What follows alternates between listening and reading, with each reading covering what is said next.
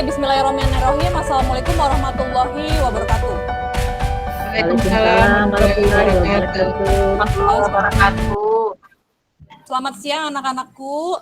Gimana kabarnya nih siang hari ini? Sehat ya? Alhamdulillah sehat, Bu. Sehat, Ibu. Alhamdulillah ya, kita harus banyak-banyak bersyukur karena hari ini masih bisa diberikan kesehatan. Kenapa? Kalau dalam posisi sakit pasti untuk makan pun rasanya hambar gitu. Jadi kita harus banyak-banyak bersyukur karena hari ini sehat walafiat, bisa bertemu dengan guru, dengan teman yang lainnya. Oke, untuk merimain nih materi kita kemarin ya mengenai pajak. Ada pengertian, ada fungsinya, manfaatnya, tarif, jenis, dan sistem pemungutan pajak. Saya ingin meminta kalian untuk menyebutkan apa sih pengertian dari pajak itu menurut Undang-Undang Nomor 28 Tahun 2007. Ya, silakan yang bisa boleh mengemukakannya. Saya, Bu. Baik, anak Marta silakan boleh. Menurut Undang-Undang Nomor 28 Tahun 2007, pajak adalah kontribusi wajib kepada negara yang terutang oleh pribadi atau badan yang bersifat memaksa berdasarkan undang-undang dengan tidak mendapatkan imbalan secara langsung dan digunakan oleh keperluan negara bagi sebesar-besarnya kemakmuran rakyat. Demikian, Bu. Oke, terima kasih anak Marta. Jadi kalau misalnya kita membandingkan antara pajak dan pungli ya, biasanya kan ada ya pungli ya gitu. Apa sih perbedaan yang mendasarinya dari pajak dan pungli itu, anak-anak? Ada yang tahu nggak? Dasarnya membedakan antara pajak dan pungli. Sama-sama sama-sama memaksakan ya gitu. Apa bedanya? Kalau pajak, Bu, itu ada peraturannya. Kalau pungli itu sifatnya tidak ada aturan mainnya, kemudian tuh bebas, siapa aja boleh gitu, Bu. Oke, ya pintar ya, benar ya apa yang tadi disampaikan oleh anak Marta. Terima kasih anak Marta. Nah, selanjutnya Ibu mau merimain nih untuk fungsi pajak. Fungsi pajak ada 3 fungsi pajaknya, coba. Siapa yang bisa menjelaskan kembali? Saya, Bu. Oke, silakan. Fungsi pajak itu ada 3. Yang pertama, fungsi anggaran. Yang kedua, fungsi mengatur. Yang ketiga, fungsi pemerataan. Oke. Terima kasih anak Rika. Ya benar ya, tadi ada 3 fungsi ya. Itu jangan sampai lupa ya. Jadi kita harus mengetahui 3 fungsi itu. Nah, itu aja yang Ibu remind untuk di pertemuan kedua ini. Sekarang kita akan lanjut ke aksi ya. Kita akan praktek gitu. Kalau kemarin kita udah materi, sekarang kita ke prakteknya ya. Oke. Sebentar.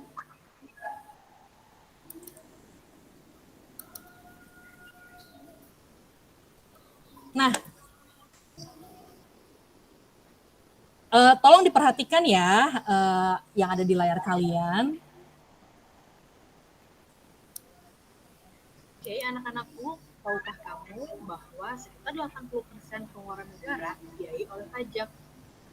Jadi bagaimana kalau masih banyak yang tidak bayar pajak? Coba, Ibu mau tahu pendapat kalian? Tolong kemukakan ya. Nah, itu dia tadi ya. Jadi kalian sekarang tahu bahwa 80% pengeluaran negara dibiayai oleh pajak. Nah, terus bagaimana nih kalau misalnya masih banyak wajib pajak yang tidak taat pajak? Coba anak-anak silakan dikemukakan kira-kira apa nih dampaknya nih kalau masih ada wajib pajak yang tidak taat pajak. Silakan bebas, siapa aja di sini boleh. Roza mau coba? Anak Roza? Ya, Bu. Ya, silakan. Menurut pendapat anak Roza aja, menurut pendapat anak Roza aja.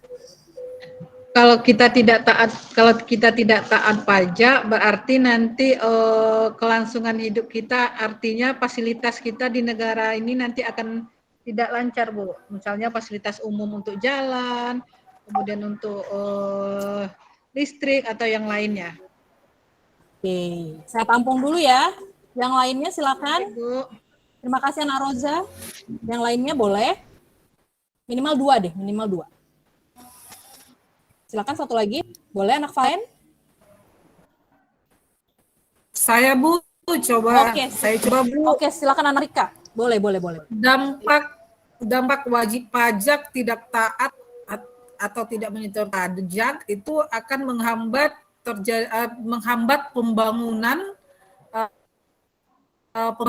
negara gitu Bu. Pembangunan jalan misalnya, ya itulah menghambat pembangunan negara. Gitu. Oke, terima kasih Anak Rika. Nah, iya, jadi kita harus sepakati dulu di awal bahwa memang benar 80% penerimaan negara itu adalah dari pajak. Itu yang harus kita sepakati dulu ya. Jadi ketika wajib pajak ada yang tidak taat pajak, Dari yang seharusnya total wajib pajaknya 16,6. Pada tahun 2020 total taat pajak 14,75 dari yang seharusnya total wajib pajaknya 19,0. Yang terakhir adalah pada tahun 2020 taat pajak sebanyak 15,97 juta dari yang seharusnya wajib pajak 19 juta. Dapat disimpulkan bahwa setiap tahunnya tidak pernah taat pajak itu menyamai dari total wajib pajak. Selalu ada selisih di bawah total wajib pajak yang seharusnya mengganti. Masih banyak para wajib pajak yang tidak taat pajak. Oke, ya, itu tadi penjelasan mengenai grafik ini ya. Itu diperoleh dari www.pajak.com. Jadi ini realitanya dari tahun 2015 sampai 2021 mengenai gambaran adanya selisih antara yang taat pajak dengan total wajib pajak yang seharusnya membayar pajak. Oke, itu ya. Tadi kita udah punya 2 informasi ya. Next, lanjut. Silakan kalian perhatikan video berita dari Metro TV ini. Karena akan berhubungan dengan kondisi saat ini.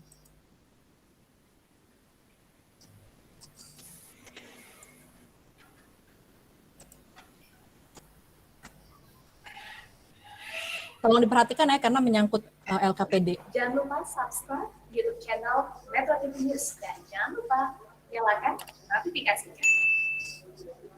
Selamat siang, Anda menyaksikan Headline News. DPR RI akan mengesahkan rancangan Undang-Undang Harmonisasi Peraturan Perpajakan menjadi undang-undang yang berisi sejumlah perubahan aturan pajak yang mulai diterapkan pada tahun depan. Informasi selengkapnya akan disampaikan oleh Gema Tanjung langsung dari gedung DPR RI. Gema, apa saja perubahan aturan perpajakan yang diatur dalam RUU HPP yang disahkan DPR dalam paripurna pada hari ini? Ya, selamat siang dan juga pemirsa. Hari ini pengesahan RUU HPP disahkan melalui rapat paripurna yang diadakan di Nusantara 2 gedung DPR pada pukul 11 waktu Indonesia Barat. Tadi rapat paripurna dipimpin oleh Wakil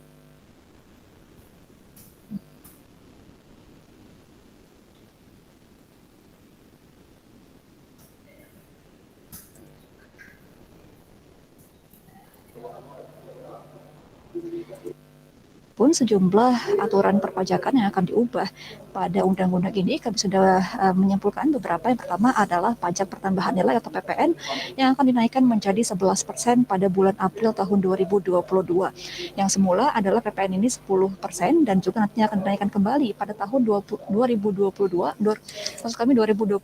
untuk menjadi 12%. Menkyu juga mengatakan bahwa akan ada sejumlah pembebasan pajak untuk PPN untuk sejumlah barang dan jasa. Salah satunya adalah untuk sembako.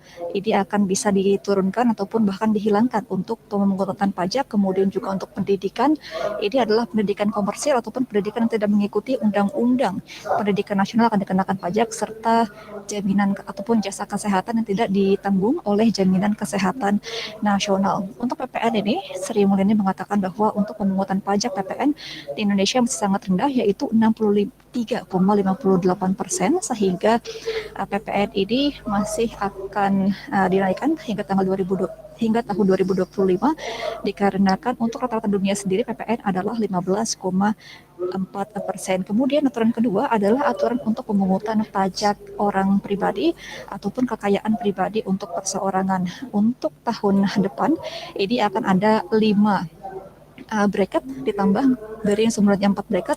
Yang pertama adalah golongan pertama. Untuk bracket pertama adalah untuk orang dengan pendapatan 60 juta akan dikenakan pajak pribadi sebesar 5%. Kemudian juga untuk bracket kedua adalah pendapatan perorangan dari 60 hingga 250 juta akan dipungut pajak sebesar 15%. Di bracket ketiga ini 2,5 sampai 500 juta pendapatan akan dikenakan pajak sebesar 25%. Kemudian di bracket keempat ada pendapatan 500 hingga 5 miliar rupiah akan dikenakan pajak sebesar 30%, dan kemudian untuk pendapatan 5 miliar per bulan untuk perseorangan akan dikenakan pajak senilai 35%. Angka ini menjadi angka tertinggi untuk pemungutan pendapatan pribadi di Indonesia, dikarenakan memang akan dimaksimalkan untuk pemungutan pajak bagi perseorangan yang memiliki pendapatan yang cukup tinggi. Kemudian juga aturan selanjutnya adalah untuk tax amnesty yang Oke ya. akan diadakan kembali pada tanggal 1 Januari hingga 30 Juni 2022. Oke. Ada yang bisa menyimpulkan isi dari berita tadi? Ada tiga informasi yang dapat diambil dari video yang tadi. Ada yang bisa? Silakan dicoba. Saya, Bu. Oke, silakan. Oh, baik. Tadi sepertinya tentang RUU ya, Bu? Iya, Tentang undang-undang pajak ya? betul, undang-undang harmonisasi perpajakan yang terbaru.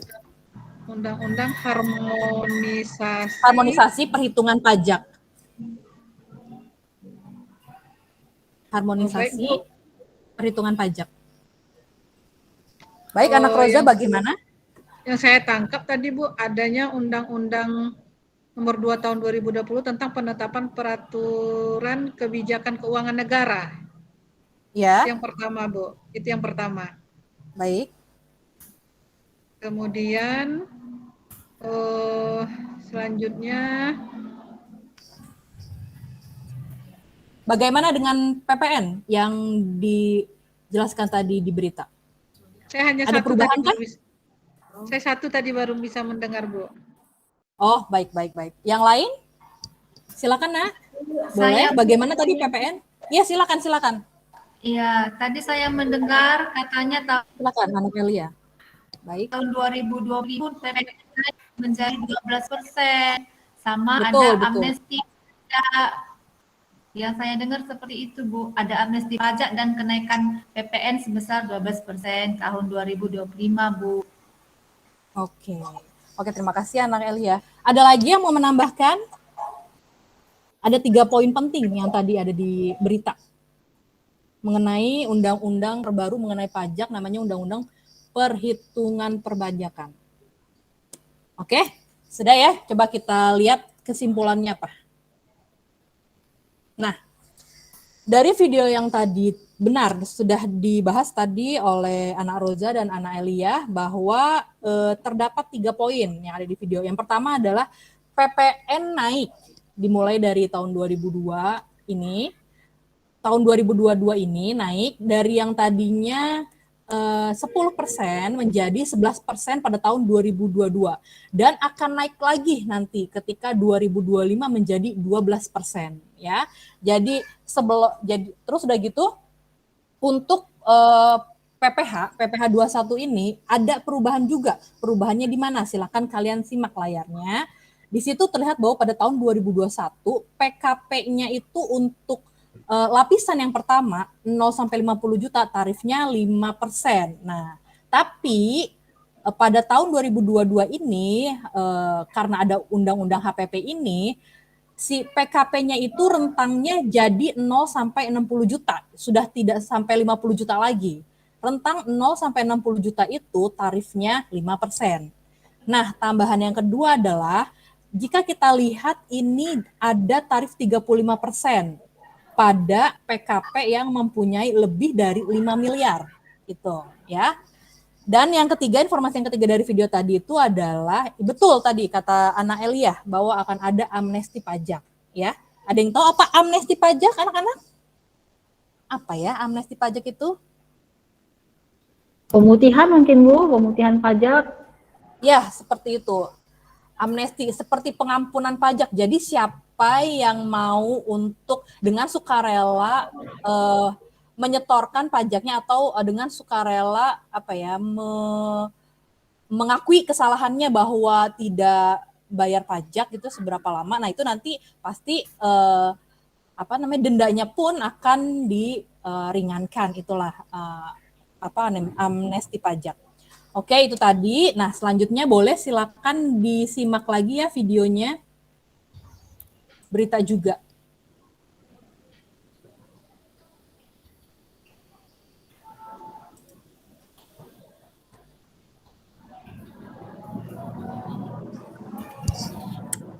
Siap-siap nih, harga sejumlah barang dan jasa berpotensi naik mulai 1 April mendatang karena ada tarif pajak pertambahan nilai yang bakal naik menjadi 11%. Kira-kira barang dan jasa apa aja ya yang bakalan naik? Jangan-jangan kopi yang saya minum ini juga ikutan naik harganya gara-gara PPN naik. Bukan, itu bukan PPN. Maaf ya.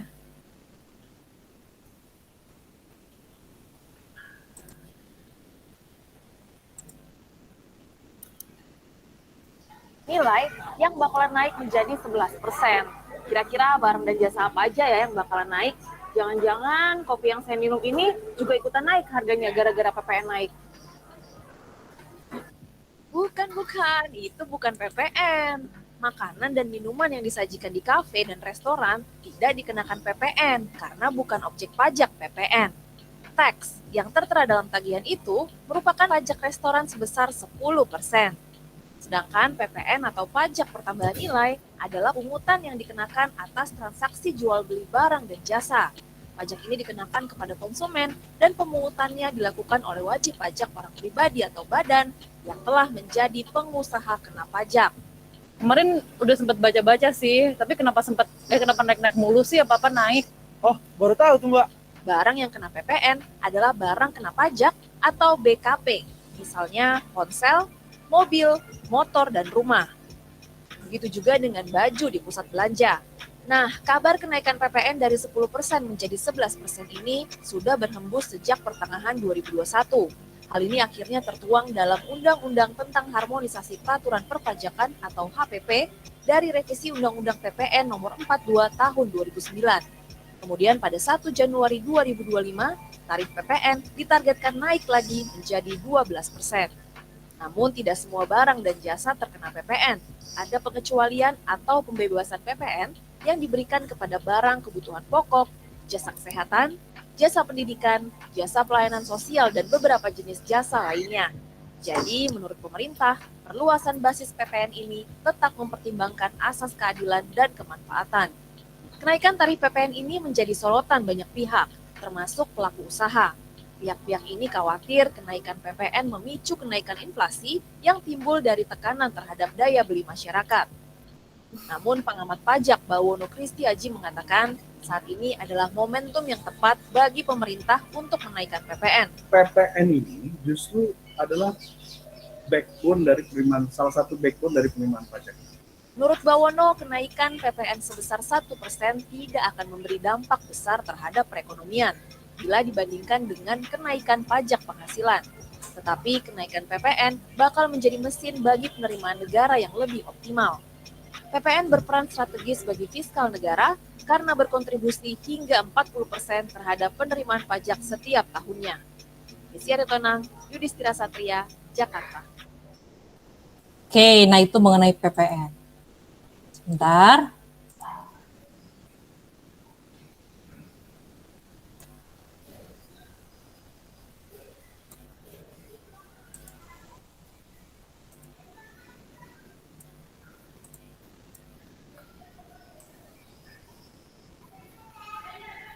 Oke. Jadi tadi terlihat ya bahwa PPN itu sebelum ada undang-undang HPP ini 10%. Terus tahun 2002 menjadi 11%. Nah, ada rencana di tahun 2025 itu akan naik menjadi 12%. Kalau misalnya kita logika, ada kenaikan 1% di setiap tahun tersebut, itu berarti akan mengakibatkan apa anak-anak? Kalau secara logika, bagaimana terhadap beban yang dibayarkan ketika ada kenaikan? Bagaimana anak-anak? Harga barang akan meningkat, Bu. Iya, harga barangnya akan meningkat. Lalu untuk konsumen daya belinya seperti apa kira-kira? Belinya turun, Bu. Daya belinya bisa melemah, Bu. Bisa melemah ya? Iya. Oke, terima kasih anak Valentina. Oke, sekarang kita langsung ke LKPD saja ya, agar kalian bisa langsung untuk action menganalisis mengenai undang-undang HPP yang baru ini ya. Bagaimana nanti pengaruhnya, terus bagaimana solusinya ada di LKPD. Dan otomatis akan sangat mempengaruhi keberlangsungan dari pembangunan dan pertumbuhan negara. Oke, next ya. Nah, ini dia ada data grafik ya. Boleh disimak dan didengarkan ya penjelasannya. Pada kenyataannya diperoleh data karena rasio kesatuan dalam pembangunan dari tahun 2014 sampai tahun 2015. Ya, sepertinya di PPT Ibu ini terhapus ya di halaman pertamanya, tapi tidak apa-apa karena sudah saya kirimkan di grup ya mengenai LKPD-nya. Nah, nanti jadi di LKPD itu tugas kalian adalah menganalisis ya, mengenai tadi peraturan undang-undang HPP tadi ya gitu. Terus nanti akan dibagikan kelompok menganalisis yang mana nih gitu ya. Nah, kelompok 1 itu ada Ana Rosa, Marta, dan Valentin itu menganalisis mengenai PPN yang tadi 11% barangnya elektronik. Lalu kelompok 2 itu ada Anak Fitri, ada Anak Mustika, ada Anak Magda itu mengenai PPN kendaraan ya. Dan kelompok 3 ada Pipit, ada Rika, ada Elia itu menganalisis mengenai PPH 21 ya. Nanti di lembar kedua setelah kalian menganalisis ada juga perhitungannya ya, perhitungannya nanti ada di LK tersebut. Nanti kalian akan memberikan kesimpulan juga nih nanti di akhir LK ini adalah lembar kedua yang ada di tampilan ya. Nah, nanti di kesimpulan ini kalian harus bisa mengevaluasi tuh setelah melakukan analisis, harus bisa mengevaluasi peran dan fungsi pajak dalam pembangunan ekonomi itu apa setelah kalian tadi mendengarkan ya penjelasan dari awal tadi sampai LKPD ini. Lalu nanti harapan penerapan solusi pada peningkatan ketaatan pajak itu seperti apa gitu ya. Jadi solusi yang udah diberikan itu kira-kira ngefek gak nih sama ketaatan wajib pajak untuk membayar pajak gitu. Ada penambahan pembayaran pajak oleh wajib pajak yang memang seharusnya bayar pajak gitu kan ya. Nah, oke, silakan saya beri waktu untuk kalian mengerjakan LKPD yang sudah saya kirimkan tadi. Saya kasih waktu 20 menit. Silakan bikin melalui bentuk PPT boleh. Nanti dikirim via WA ke saya ya gitu. Oke, silakan saya kasih waktu 20 menit. Paham ya? Anak-anak paham nggak tugasnya? Paham, Bu. Paham, Bu. Paham, Bu. Paham ya, nanti saya akan menjelaskan di LKPD yang lengkap nih. Punten nih, ternyata hilang slide-nya ya. Oke, silakan. Silakan dikerjakan ya. Sudah mulai menganalisis Ana Rosa? Sebentar, Bu.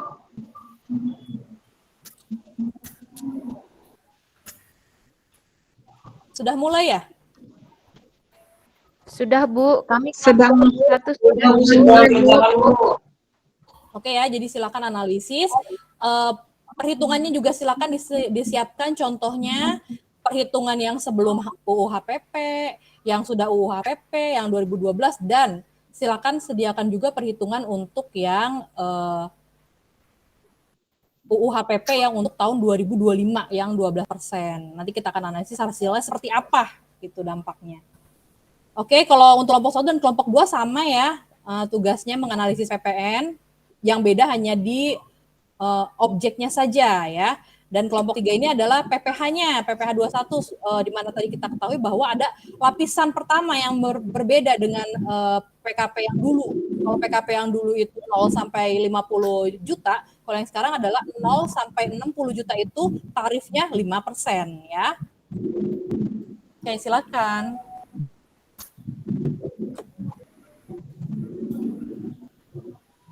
Nah, oh iya, nanti itu kan kalian akan membuat suatu proyek ya, produknya itu selain PPT yang akan kalian share, presentasikan, kalian akan membuat suatu produk ya. Produknya itu adalah solusi bagaimana caranya agar si wajib pajak yang masih mangkir itu untuk bisa lebih sadar pajak. Nah, gitu. Nah, di sini Ibu ada beberapa referensi nih ya yang sudah dilakukan oleh pemerintah. Ini ya. Ini tuh iklan layanan pajak, iklan layanan masyarakat tema pajak ya, guys. Ya anak-anak, oke. Nah, ini juga, ini adalah alternatif yang sudah dilakukan oleh pemerintah ya. Ada tax amnesty dan penyuluhan pajak online. Tapi jika dilihat di infografis ini, terlihat bahwa tax amnesty 2 sepi peminat ya. Jadi di sini terlihat bahwa kecil-kecil ya. Terlihat bahwa ada penurunan ya. Ada penurunan pada tahun 2016 itu sekitar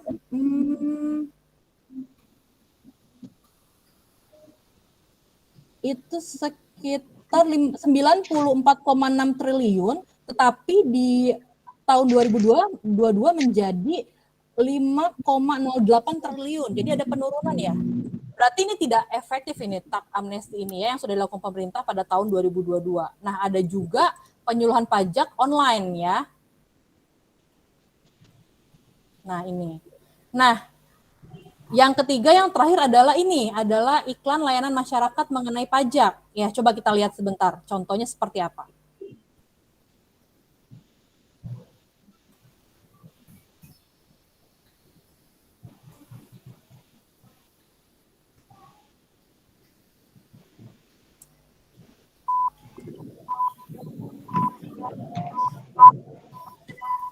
Jalan mulus, jembatan bagus, itu semua karena pajak. Subsidi listrik, subsidi BBM, itu semua ada berkat pajak. Alhamdulillah karena pajak sekolah anak saya gratis, bukunya juga gratis. Berkat pajak, orang seperti saya ini berobat murah dan diberi obat-obatan gratis. Terima kasih pajak.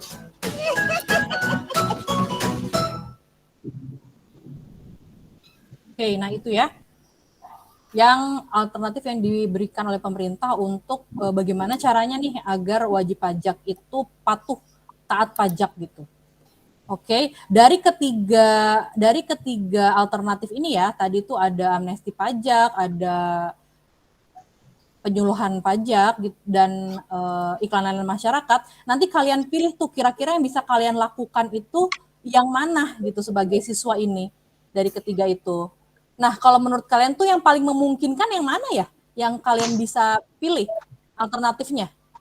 Yang mana anak-anakku? Iklan layanan pajak, Bu. Ya, iklan layanan pajak. Karena lebih mudah ya, kita bisa bikin, kita bisa skenario bagaimana kita menyekenariokan iklan tersebut agar lebih menyadarkan gitu. Gimana tuh nanti skenario kalian yang bikin, bagaimana agar supaya si wajib pajak yang mangkir itu bisa taat atau bisa lebih sadar pajak. Oke, sepertinya sudah 20 menit ya, sudah berlalu. Mari kita koreksi. Sudah dikirim anak-anakku semua? Sudah, Bu. Sudah ya, oke, terima kasih. Baik, saya cari dulu ini hasil dari kelompok 1. Kelompok 1.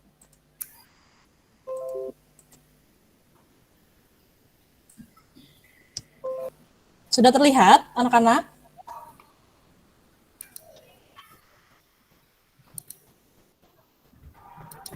Sudah, Bu. Baik, kelompok 1 silakan.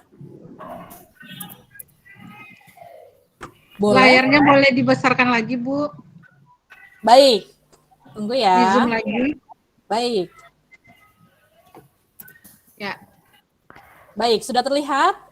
Sudah, Bu. Silakan. Valentina yang membacakan. Oh, baik, teman.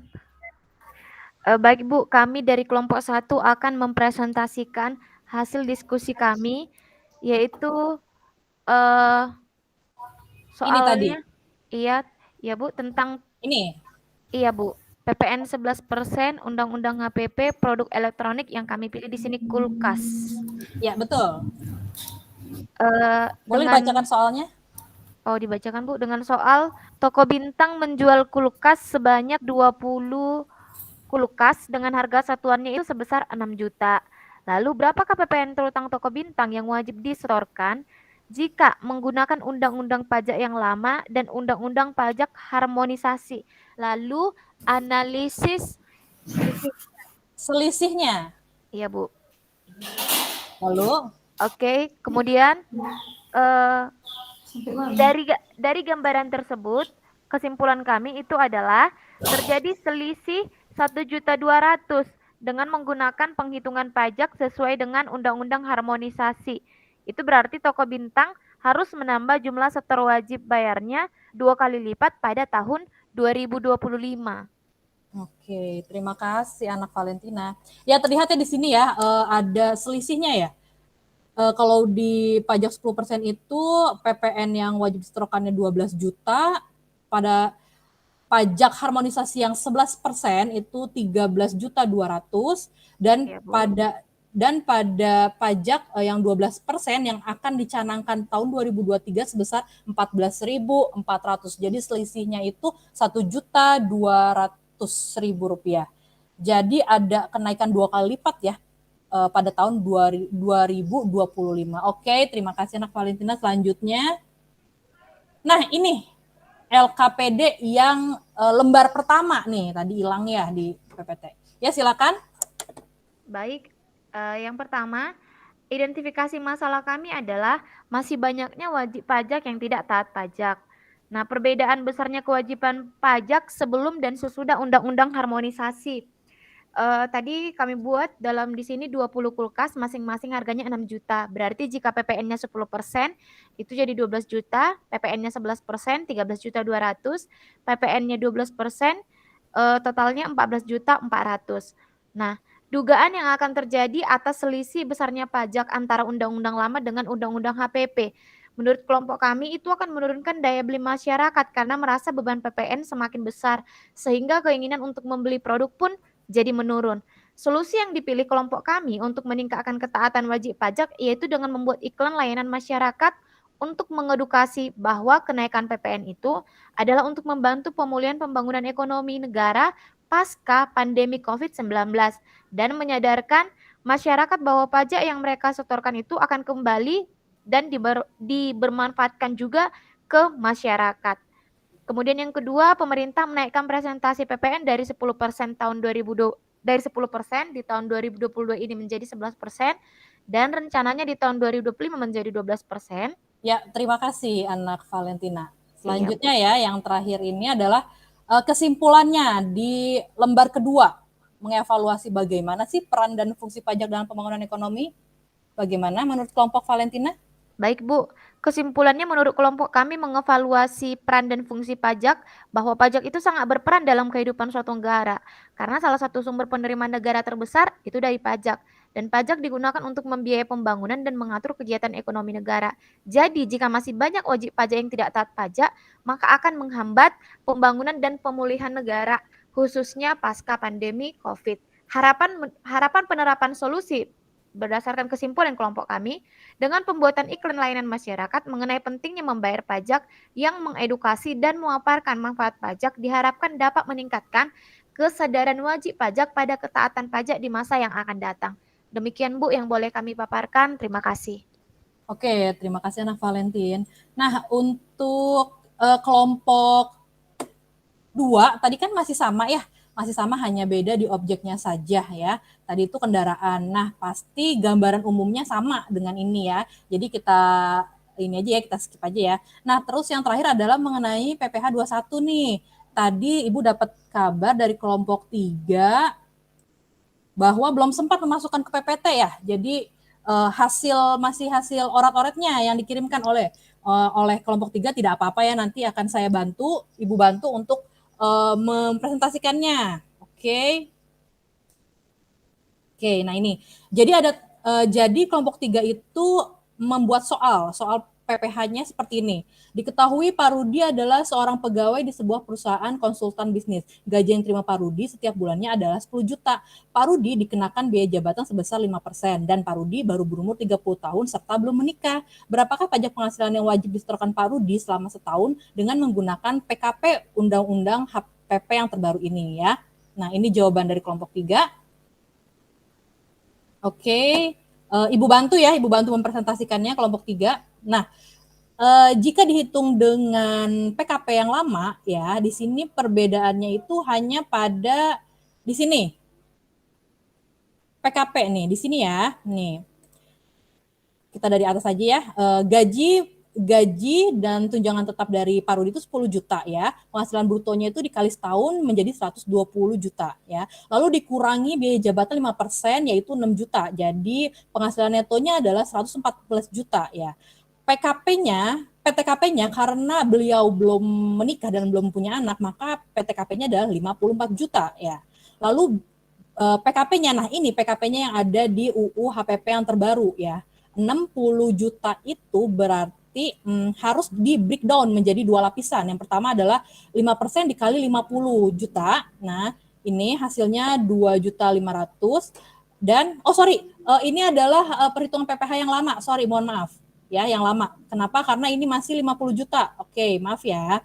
5% dikali 50 juta itu 2.500.000. Lalu lapisan yang keduanya itu 15% dikali 10 juta. 10 juta dari mana? Dari sisanya ya. Tadi 60 juta itu dikurangi 50 juta adalah 10 juta. Jadi ini pakai lapisan kedua yaitu 1.500.000 ya. Jadi PPh terutang PPh 21 yang terutang per tahunnya sebesar 4 juta. Jika kita bagi menjadi per bulan menjadi 333.333 ya. Oke, nah ini yang lama. Coba kita bandingkan dengan yang baru perhitungannya seperti apa.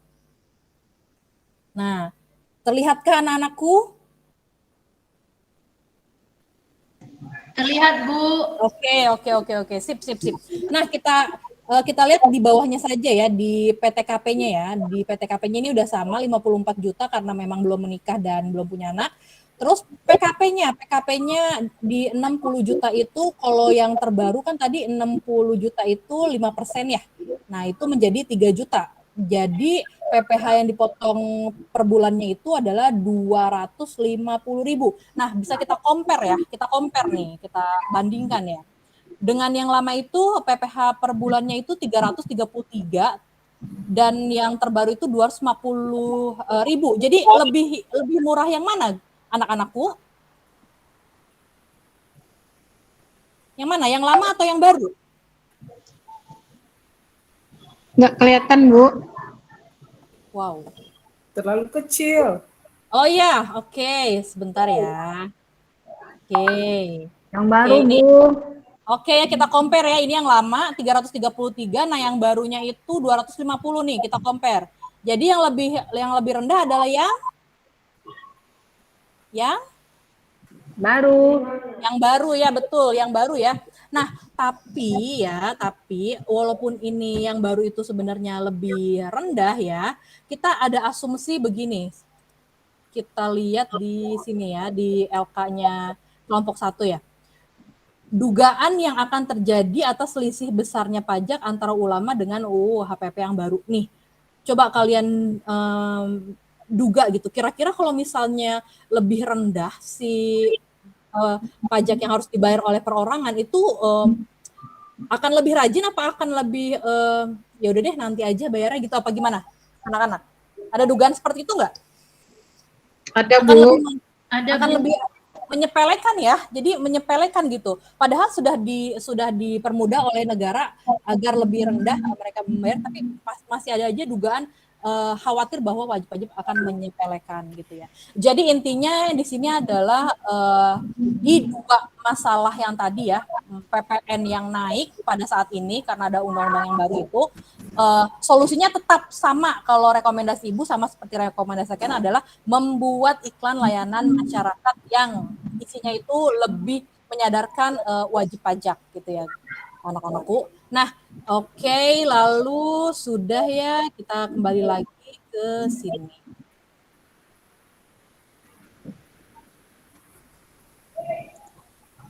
Nah, sudah ada di tahapan terakhir adalah evaluasi pribadi atau evaluasi mandiri ya. Silakan kerjakan soal evaluasi pada G-form berikut yang Ibu berikan. Sudah Ibu kirimkan linknya pada WA grup kelas kalian ya. Nanti kalian tinggal klik aja.